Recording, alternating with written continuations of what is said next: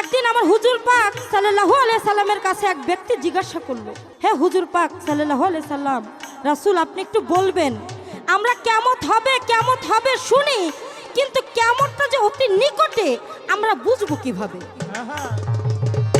তখন আমার রাসূল পাক সাল্লাল্লাহু আলাইহি সাল্লাম বললেন, তোমরা শুনে রাখো, তোমরা জেনে রাখো, কিছু কিছু আলামত এই দুনিয়াতে ঘটবে, ওই আলামতগুলো যদি তোমরা দেখতে পারো তখনই বুঝবে কিয়ামত অতি নিকটে। তাহার মধ্যে হলো পিতামাতার সম্মান করবে না, পিতামাতার গায়ে হাত তুলবে, তাদের ভাত কাপড় দিবে না, সম্মানীরা সম্মান পাবে না, অসম্মানীরা সম্মান পাবে। আরো কিছু মানুষ আছে দেখা যাবে ঈমান নষ্ট হয়ে গেছে, কেমন?